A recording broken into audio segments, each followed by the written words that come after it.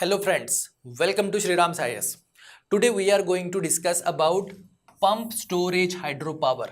Pump storage hydropower and why we called it as a water battery and how this pump storage hydropower we can utilize to create a storage infrastructure or we can use it to create a energy storage. अब दोस्तों इसी topic को हम समझेंगे और कैसे ये topic India के रिन्यूएबल एनर्जी गोल अचीवमेंट में हेल्प कर सकता है और कैसे जो अभी टेक्नोलॉजी जो पीछे है in terms of storage technology development के बारे में, जहाँ पे बैटरीज जो होती है उनमें पहले तो एसिड यूज़ होता था, अब हम लोग लिथियम यूज़ करते हैं और लिथियम का शॉर्टेज भी है। अब इन सारे प्रॉब्लम का सोल्यूशन कैसे ये पंप स्टोरेज हाइड्रो पावर हो सकता है, उसके साथ ही गवर्नमेंट ऑफ इंडिया ने 2024 के बजट में भी एक सफिशिएंट अमाउंट एलोकेट किया था इस मेथड के डेवलपमेंट के लिए, एक स्टोरेज के लिए, energy storage not water storage. एक वाटर स्टोरेज कैसे एनर्जी स्टोरेज बन सकता है और कैसे वाटर एक बैटरी बन सकता है, इस टॉपिक को आज हम लोग इसमें समझेंगे। अब दोस्तों इस सेशन की शुरुआत करें उसके पहले मैं आपको बता दूं कि अगर आप यूपीएससी मेंस प्रिपरेशन में कोई भी डाउट फेस कर रहे हैं, कोई भी कन्फ्यूजन है, तो आप नीचे डिस्क्रिप्शन में दिए हुए लिंक पर क्लिक करके श्रीराम्स आईएएस के मेंटोर्स के साथ 1-on-1 फ्री सेशन अरेंज कर सकते हैं।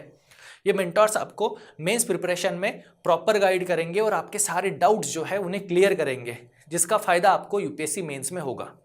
तो चलिए दोस्तों सेशन शुरू करते हैं। पंप स्टोरेज हाइड्रो पावर और वाटर बैटरी किस तरह से काम करेगी और उसे क्यों बोला जाता है। तो दोस्तों सबसे पहले हमें समझना है कि हाइड्रो पावर जो है ये प्रोड्यूस कैसे होता है। हाइड्रो पावर जहां हम लोग इलेक्ट्रिसिटी प्रोड्यूस करते हैं, जिसके लिए नॉर्मल सिनेरियो ये होता है कि हम एक डैम क्रिएट करते हैं और जिसमें वाटर फ्लो को रोक कर एक रिजर्वॉयर क्रिएट करते हैं। इस रिजर्वायर में जो पानी जो होता है उसमें होती है पोटेंशियल एनर्जी, और जब हम लोग इस हाइड्रो जो रिजर्व है यहाँ से जब किसी पाइप के थ्रू या मीडियम के थ्रू वाटर फ्लो अलाउ करते हैं, तो ये जो पोटेंशियल एनर्जी जो पानी में है वो कन्वर्ट हो जाती है काइनेटिक एनर्जी में, और इस काइनेटिक एनर्जी से हम लोग टरबाइन को रोटेट करते हैं, और जब टरबाइन रोटेट होती है तो इलेक्ट्रिसिटी प्रोड्यूस होती है। यानी सिंपली हम लोग potential energy, then kinetic energy, then electrical energy. ज़रूरत किसकी है? एक टरबाइन को रोटेट करना, और दूसरा उसके लिए हमें चाहिए वाटर रिजर्वायर। तो ये जो मेथड है पंप हाइड्रो पावर स्टोरेज, अब दोस्तों इस मेथड के लिए भी हम लोग सेम मॉडल को अप्लाई करते हैं, पर इसे एनर्जी स्टोरेज पर्पस के लिए यूज़ करते हैं, जिसमें हम दो वाटर बॉडीज़, एक अपर वाटर बॉडी और एक लोअर वाटर बॉडी, ऐसे दो वाटर बॉडीज़ को क्रिएट करते हैं, जिसका इस्तेमाल करते हैं एनर्जी प्रोडक्शन के लिए ऑन डिमांड। तो दोस्तों पंप स्टोरेज हाइड्रो पावर इस मेथड में दो वाटर रिजर्व को यूज़ किया जाता है। दो वाटर रिजर्वायर चाहिए, वो भी डिफरेंट एलिवेशन पे, जहाँ पे हम लोग वाटर स्टोर कर सके। जैसे ये एक हाइड्रो रिजर्वायर है, ये दूसरा वाटर रिजर्वायर है, इनका एलिवेशन है 1000 फीट, और इस एलिवेशन का फ़ायदा उठा के हम लोग ऑन डिमांड इलेक्ट्रिसिटी प्रोड्यूस कर सकते हैं, जिससे ये इलेक्ट्रिसिटी जनरेटर भी बन जाता है, साथ ही यहाँ पर एनर्जी स्टोर भी है। अभी स्टोर कैसे? तो जब हमें डिमांड होगी, ज़रूरत होगी, तब हम लोग इससे इलेक्ट्रिसिटी को जनरेट कर सकते हैं। अब इलेक्ट्रिसिटी जनरेट करने के लिए क्या करना होगा? इलेक्ट्रिसिटी जनरेट करने के लिए हमें वाटर फ्लो जो है उसे ऑन कर दो। वाटर फ्लो जब यहाँ से शुरू हो जाएगा डाउन हिल, तो ग्रेविटी की वजह से ये पानी तो नीचे आ जाएगा। पानी में जो काइनेटिक एनर्जी है, जिससे हम लोग टरबाइंस को यूज़ करेंगे, और टरबाइंस जो है वो इलेक्ट्रिसिटी प्रोड्यूस करेगी, यानी आपको ऑन डिमांड इलेक्ट्रिसिटी मिल जाएगी।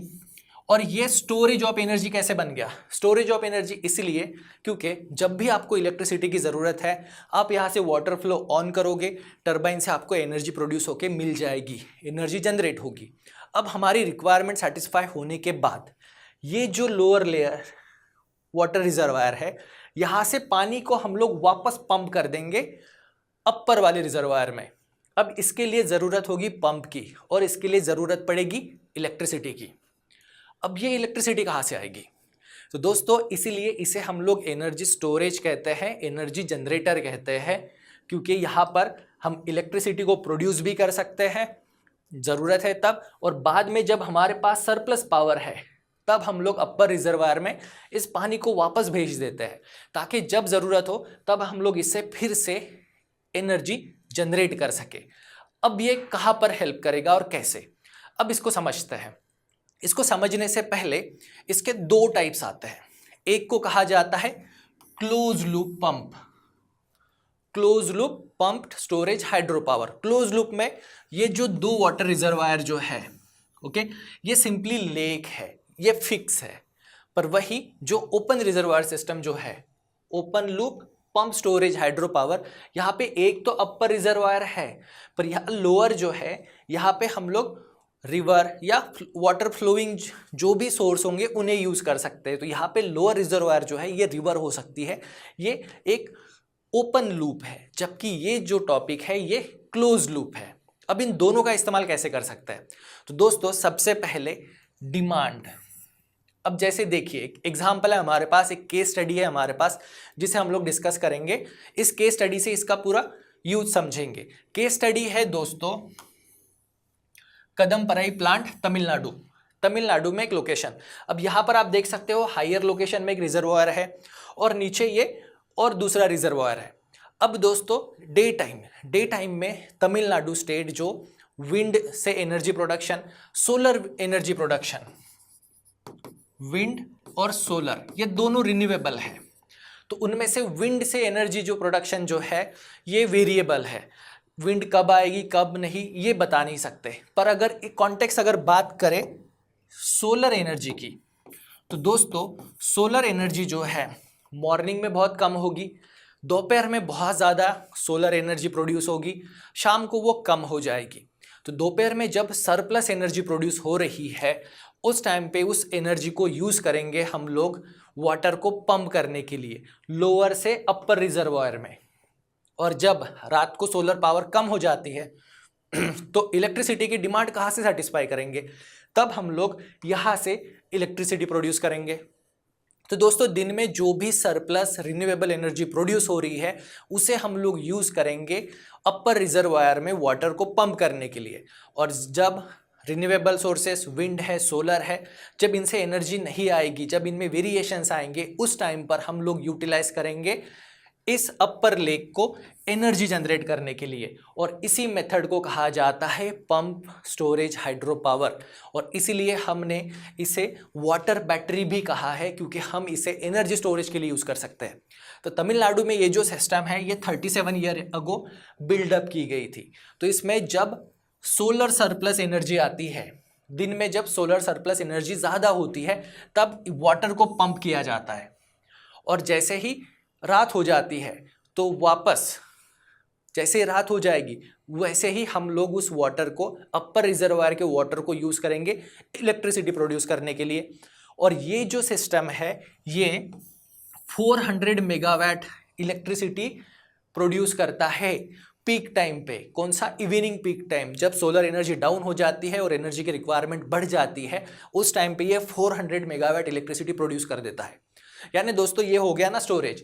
डे में जितना भी सरप्लस रिन्यूएबल एनर्जी आएगी उससे हम लोग स्टोर करेंगे वाटर को, और जब एनर्जी की ज़रूरत है तब इस वाटर से इलेक्ट्रिसिटी प्रोड्यूस कर लेंगे। यानी यहाँ पर ड्यूअल मॉडल टर्बाइंस की ज़रूरत है, एक जो वाटर को पंप भी करेंगी और दूसरा जिनसे वाटर से इलेक्ट्रिसिटी भी जनरेट होगी। अब इससे ये होता है कि ग्रिड स्टेबिलिटी अचीव करने में हमें हेल्प होती है, वो भी बिना फॉसिल फ्यूल। फॉसिल फ्यूल जो कार्बन प्रोड्यूसिंग एनर्जी है उसे यूज़ किए बिना हम ग्रिड को स्टेबलाइज कर सकते हैं। ग्रिड को स्टेबलाइज, ग्रिड में जब डिमांड पीक होती है, लो होती है, जैसे इवनिंग में डिमांड पीक होती है पर रात को 12 बजे से 6 बजे तक डिमांड लो हो जाती है, मॉर्निंग में फिर से पीक होती है, उस टाइम पर सोलर एनर्जी अवेलेबल नहीं होती है, वहाँ पर हम इस मेथड का यूज़ कर सकते हैं। तो दोस्तों डे टाइम जब डिमांड लो होती है पर सोलर पावर सरप्लस होता है तब हम लोग वाटर को पंप करेंगे अपहिल। और जब नाइट, इवनिंग जहाँ पे हाई डिमांड होती है और सोलर एनर्जी नहीं होती है तब हम लोग वाटर को रिलीज करेंगे डाउनहिल टू जनरेट इलेक्ट्रिसिटी। और इस तरह से ये दुनिया की सबसे बेस्ट बैटरी बन जाती है, पावर स्टोरेज की मेथड बन जाती है।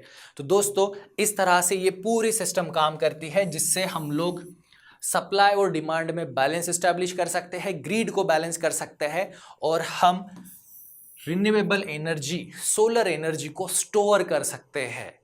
तो ये था दोस्तों मेथड। अब हमें इसके कुछ फायदे देखने हैं।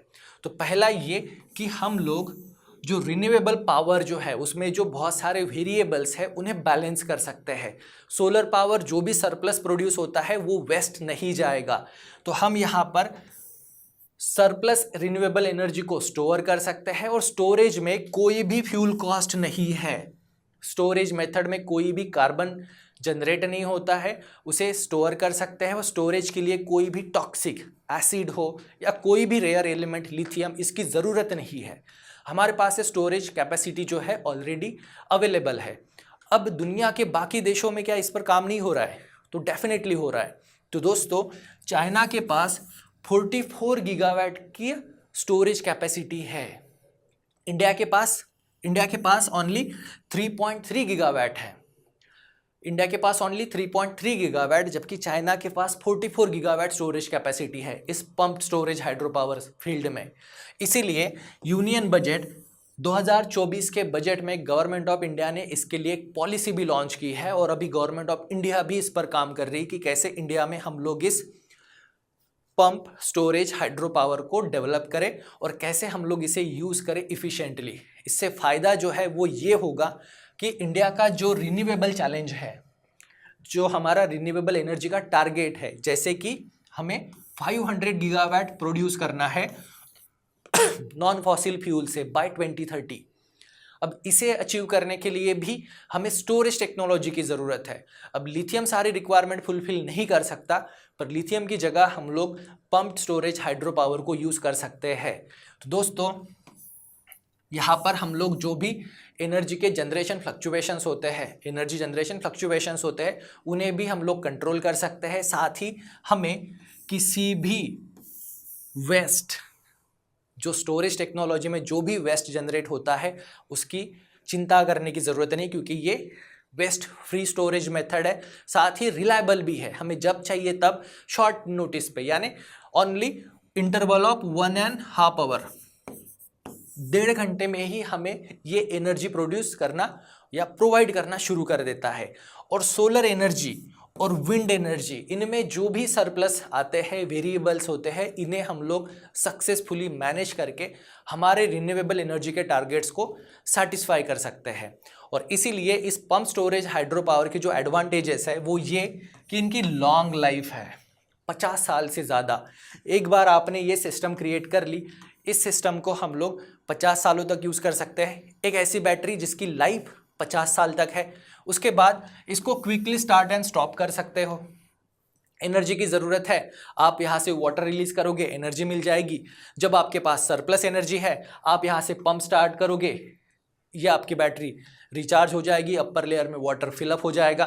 स्केलेबल डेफिनेटली है, इन स्टोरेज की कैपेसिटी जितना आप इंक्रीज करोगे उतना ये स्केलेबल है, नेचुरल है, और ये सेफ एनर्जी स्टोरेज है।